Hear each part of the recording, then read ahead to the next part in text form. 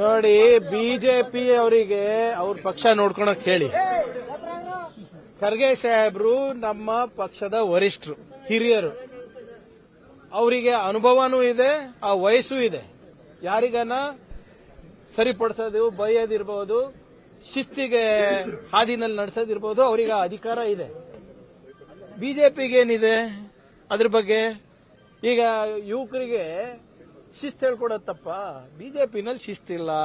ಅದಕ್ಕೆ ತಾನೇ ಇವತ್ತು 7-8 ಜನ ಅಡ್ಡ ಮತದಾನ ಮಾಡಿರೋದು. ಅದಕ್ಕೆ ತಾನೇ ಇವತ್ತು ಮಂಜುನಾಥ ಸ್ವಾಮಿ ಹತ್ರ ಹೋಗ್ತಾ ಇರೋದು.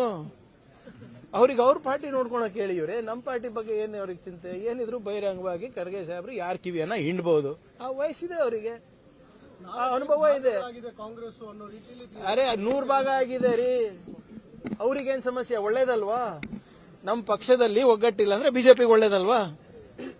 ಅವ್ರಿಗೇನ್ ಸಮಸ್ಯೆ ಇದೆ? ಫಸ್ಟ್ ಅವ್ರು ನೋಡ್ಕೊಳಕ್ ಹೇಳಿ.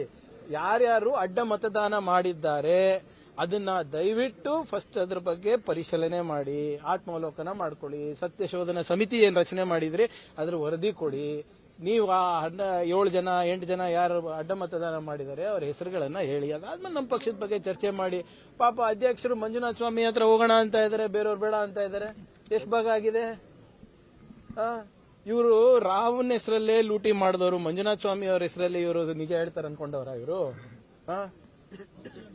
ಅಯೋಧ್ಯೆನಲ್ಲಿ ಶ್ರೀರಾಮನ ಹೆಸರಲ್ಲೇ ಸಾವಿರಾರು ಕೋಟಿ ಲೂಟಿ ಮಾಡಿದಂತ ಬಿಜೆಪಿ ಅವರು ಇವತ್ತು ಮಂಜುನಾಥ ಸ್ವಾಮಿ ಅವರಿಗೆ ಬಿಡ್ತಾರ? ನೀಟ್ ಎಕ್ಸಾಮಿಗೆ ಸಂಬಂಧಪಟ್ಟಂತೆ ನಿಮ್ಮ ಒಬ್ಬ ಎಂಪಿ ಹೇಳ್ತಾರೆ ಕಾಂಗ್ರೆಸ್ನ ರ್ಯಾಲಿ ಅವರಿಗೆ ಬೇರೆ ದಿನ ಇಟ್ಕೋಬಹುದಾಗಿತ್ತು. ಆದ್ರೆ ನೋಡಿ, ಬಿಜೆಪಿ ಅವರ ಹತ್ರ ಏನು ಪಾಠ ಕಲಿಯೋದಿಲ್ಲ. ಅವರು ನಿಜವಾಗ್ಲೂ ವಿದ್ಯಾರ್ಥಿಗಳ ಪರವಾಗಿದ್ರೆ ಫಸ್ಟ್ ಕ್ಷಮೆ ಕೇಳಲಿ. 22 ಲಕ್ಷ ಜನರಿಗೆ ಮೋಸ ಮಾಡಿದ್ರಲ್ಲ ಕಳೆದ 10 ವರ್ಷದಲ್ಲಿ 90 ಪೇಪರ್ ಲೀಕ್ ಆಗಿದೆ. ಸುಮಾರು ಅಪ್ರಾಕ್ಸಿಮೇಟ್ಲಿ 90 ಪೇಪರ್ ಲೀಕ್ಸ್. ಅದ್ರ ಬಗ್ಗೆ ಕ್ಷಮೆ ಕೇಳಲಿ. ಆಮೇಲೆ 3 ಜನ ಎಕ್ಸಾಮ್ ಬರ್ಲಿಕ್ಕೆ ಆಗಿಲ್ಲ, ನಿಜ. ಕಾರಣಗಳು ನಾನು ಬಹಿರಂಗವಾಗಿ ಹೇಳಿದ್ದೀನಿ. ಒಬ್ರು ಮಾಗಡಿಯಿಂದ ಬರ್ತಾ ಇದ್ರು, ಮಾಗಡಿನಲ್ಲಿತ್ತ ನಮ್ದು ಇದರಲ್ಲಿ ನಮ್ಮ ಕಾಂಗ್ರೆಸ್ ರ್ಯಾಲಿ. ಇನ್ನೊಬ್ರು ಹಳೆಯ ಹಾಲ್ ಟಿಕೆಟ್ ತಂದಿದ್ರು, ಇನ್ನೊಬ್ರು RT ನಗರಿಂದ ಬರ್ತಾ ಇದ್ರು ಅಂತ ಇದೆ. ಆಮೇಲೆ ನೀಟ್ ಬಹಳ ಸ್ಪೆಸಿಫಿಕ್ ಡೈರೆಕ್ಷನ್ಸ್ ಇದೆ ಅಲ್ಲ, 11 ಗಂಟೆ ಗೇಟ್ ತೆಗಿತಾರೆ, 1:30 ಒಳಗೆ ಇರಬೇಕು, 2.5 hours ಬಿಫೋರ್ ಇರಬೇಕು ಅಂತ ಹೇಳಿದ್ರು ಕೂಡ ಕೆಲವು ಬಯೋಮೆಟ್ರಿಕ್ ಕೂಡ ಹಾಕೋಬೇಕು ಅಂತ ಇದೆ. ಬಹಳ ಸ್ಪಷ್ಟವಾದಂತ ಸ್ಟ್ಯಾಂಡರ್ಡ್ ಆಪರೇಟಿಂಗ್ ಪ್ರೊಸೀಜರ್ಸ್ ಅನ್ನ ಕೊಟ್ಟಿದ್ದಾರೆ. 720 ಜನನೋ ಏನೋ RC ಕಾಲೇಜ್ನಲ್ಲಿ ಬರೆದಿದ್ದಾರೆ. ಅದರಲ್ಲಿ 140 ಜನ ಆಬ್ಸೆಂಟ್ ಇದ್ರು. ಅವರೆಲ್ಲ ಹೆಂಗ್ ಹೋದ್ರು? ಮತ್ತೆ ನೋಡಿ, ರಾಜಕೀಯ ಮಾಡಬೇಕು ಅಂದ್ರೆ ಸರಿಯಾಗಿ ಮಾಡಿ, ಲಾಜಿಕಲ್ ಆಗಿ ಮಾಡಿ. ಮತ್ ನೀವು ಫಸ್ಟ್ ಕ್ಷಮೆ ಕೇಳ್ರಪ್ಪ. ಈಗ ಡೆಲ್ಲಿನಲ್ಲಿ ಅಲ್ಲೂ ಕೂಡ ಸ್ಟೂಡೆಂಟ್ಸ್ಗೆ ಎಕ್ಸಾಮ್ ಬರ್ಲಿಕ್ಕೆ ಆಗಿಲ್ಲ. ಅದಕ್ಕೆ ಬಿಜೆಪಿ ಸರ್ಕಾರ ಕಾರಣನ? ಅಲ್ಲಿ ಮುಂಬೈನಲ್ಲೂ ಕೂಡ 4 ಜನ ಪರೇಲಲ್ಲಿ ಇರಬಹುದು, ದೊಂಬಿವಿಲಿನಲ್ಲಿರಬಹುದು, ಅಲ್ಲಿ ಬರ್ಲಿಕ್ಕೆ ಆಗಿಲ್ಲ ಅಂದ್ರೆ ಮಹಾರಾಷ್ಟ್ರ ಗವರ್ಮೆಂಟ್ ಅಲ್ವಾ ಕಾರಣ? ಹಿಂದೆ UP-ನಲ್ಲಿ ಟ್ರೈನ್ ಲೇಟ್ ಆಗಿ ಬಂತು ಅಂದ್ಬಿಟ್ಟು ಹೈಕೋರ್ಟ್ 9 ಲಕ್ಷ ಅವರಿಗೆ ಫೈನ್ ಹಾಕಿದೆ ರೈಲ್ವೇಸಿಗೆ. ರಾಜೀನಾಮೆ ಕೊಡ್ತೀರಾ ನೀವು? ಅಶ್ವಿನಿ ವೈಷ್ಣವ್ದು ಧರ್ಮೇಂದ್ರ ಪ್ರಧಾನ್ ಅವ್ರ ಲೀಕ್ ಆದ ತಕ್ಷಣ ನೀವು ರಾಜೀನಾಮೆ ಕೊಡ್ತೀರಾ? ನೋಡಿ, ಇವರಿಗೆ ಸಾಮಾನ್ಯ ಪ್ರಜ್ಞೆ ಇದ್ರೆ ಮಾತಾಡಬಹುದು. ಇವ್ರೆ ಈ ಖಾಲಿ ಟ್ರಂಕ್ಗಳ ಜೊತೆ ಏನಂತ ಮಾತಾಡೋದು? ಎಂಪಿ ಸರ್, ಲೋಕಸಭಾ ಎಂಪಿ ಈ ರೀತಿ ಅಲಿಗೇಷನ್ ಮಾಡ್ತಿರೋದು. ಪ್ರಧಾನ ಮಂತ್ರಿಗೆ ಸಾಮಾನ್ಯ ಪ್ರಜ್ಞೆ ಇಲ್ಲ ಅಂದ್ರೆ ಅಂತವರೇ ಆರ್ಸ್ ಬರ್ತಾರೆ. ಬನ್ನಿ ಸರ್, ಈ ಹಣೆ ಪ್ರಮಾಣದ ವಿಷಯದಲ್ಲಿ ಬಿಜೆಪಿಗೆ ಇನ್ನೂ ಕೂಡ ಯಾರು ಅಡ್ಡ ಮತದಾನ ಮಾಡಿದ್ದಾರೆ ಅನ್ನೋದನ್ನು ಕಂಡುಹಿಡಿಯಕ್ಕಾಗ್ತಾ ಇಲ್ಲ. ನನ್ಗೆ ಗೊತ್ತಿಲ್ಲ. ಇವರೇ ಅವ್ರು ಯಾರ ಮೇಲೆ ಹಣ ಪ್ರಮಾಣ ಮಾಡ್ಕೊಳ್ಳಿ, ನನ್ಗೇನ್ ಮಾಡೋದಿದೆ? ಅದು ನಮ್ಮ ಪಕ್ಷದ ಸಮಸ್ಯೆ ಅಲ್ಲ. ನಾನು ಹೇಳ್ತಾ ಇದ್ದೀನಲ್ಲ, ರಾಮನ ಹೆಸರಿನಲ್ಲೇ ವಂಚನೆ ಮಾಡುವಂತ ಜನರು ಮಂಜುನಾಥ ಸ್ವಾಮಿಯ ಹೆಸರಲ್ಲಿ ನಿಜ ಹೇಳಬಹುದಾ? ನನಗೆ ಗೊತ್ತಿಲ್ಲ. ಕಾಂಗ್ರೆಸ್ ಸರ್ ಒಡೆದ ಮನೆ ಅಂತಾರೆ. ನಿಮಗೆ ಈ ಪ್ರಕರಣವನ್ನು ಆಯ್ತ್ರಿ, ವಾಟ್ ಎವರ್ ಇಟ್ ಈಸ್. ಹೊಡೆದೋಗಿದೆ ಅಂತ ಹೇಳಿ ನೋಡಿ, ನಮ್ಮ ಒಗ್ಗಟ್ಟನ್ನ ನೋಡ್ಬಿಟ್ಟೆ ಅಲ್ಲ ಇವತ್ತು 7-8 ಜನ ಬಿಜೆಪಿ ಅವ್ರು ನಮಗೆ ಓಟ್ ಹಾಕಿದ್ದು. ಇಲ್ಲಪ್ಪ ಇವ್ರ ಕಡೆಯಿಂದ ನಾವೇನು ಈಗ JDS ಅವರು ಒಂದು ಕ್ಯಾಂಡಿಡೇಟ್ ಹಾಕ್ತೀನಿ ಅಂತ ಹೇಳಿದ್ರು. ಅದಕ್ಕೆ ಬಿಜೆಪಿ ಅವ್ರದ್ದು ಕೂಡ ಒಪ್ಪಿಗೆ ಇದೆ ಅಂತ ವಿಜೇಂದ್ರ ಅವರು, ಅಶೋಕ್ ಅವರು ಹೇಳಿದ್ರಲ್ಲ. ಹಂಗಂದ್ರೆ ಒಗ್ಗಟ್ಟಿತ್ತ JDS ಬಿಜೆಪಿನಲ್ಲಿ? ನಿಮ್ಮ ಮನೆ 100 ಬಾಗಿಲಾಗಿದೆ. ನೀವ್ ಯಾಕೆ ನಮ್ಮ ಮನೆ ಬಗ್ಗೆ ಯೋಚನೆ ಮಾಡ್ತಾ ಇದ್ದೀರಾ? MLC ಎಲೆಕ್ಷನ್ ನಲ್ಲಿ ಎಲ್ಲ ಅಭ್ಯರ್ಥಿಗಳು ಎಲ್ಲ 5 ಅಭ್ಯರ್ಥಿಗಳು ಫಸ್ಟ್ ರೌಂಡ್ ಅಲ್ಲಿ ಆರ್ಸ್ ತಂದಿದೀವಿ. ಫಸ್ಟ್ ರೌಂಡ್, ಸೆಕೆಂಡ್ ರೌಂಡ್ ತನಕ ಹೋಗೇ ಇಲ್ಲ ನಾವು. ನಾನು ಹೋದ ಬಾರಿನೂ ಹೇಳ್ದೆ, ಪಾಪ ಯತ್ನಾಳ್ ಅವ್ರು ಒಂದು ವೋಟ್ ಹಾಕಿರ್ಲಿಲ್ಲ ಅಂದ್ರೆ ಒಂದೇ ಸೀಟ್ ಬರ್ತಾ ಇತ್ತು ಬಿಜೆಪಿಗೆ. ಸ್ವಲ್ಪ ದಯವಿಟ್ಟು ನಿಮ್ಮ ಮನೆಯನ್ನ ಪರಿಶೀಲನೆ ಮಾಡ್ಕೊಳ್ಳಿ. ಇಲ್ಲಿದ್ರೆ ಇನ್ನ ಒಂದು 6 ತಿಂಗಳಲ್ಲಿ ಇನ್ನ 10 ಜನ ಕಿತ್ತು ಬರ್ತಾರೆ ನೋಡಿ. ಲೋಕಸಭೆಯಲ್ಲಿ ಸರ್ ತಮ್ಮ ನಂಬರ್ಗಳನ್ನ ಹೆಚ್ಚಿಸಿಕೊಳ್ಳುವಂತ ಪ್ರಯತ್ನ ಆಗ್ತಿದೆಯಾ ಬಿಜೆಪಿಗೆ?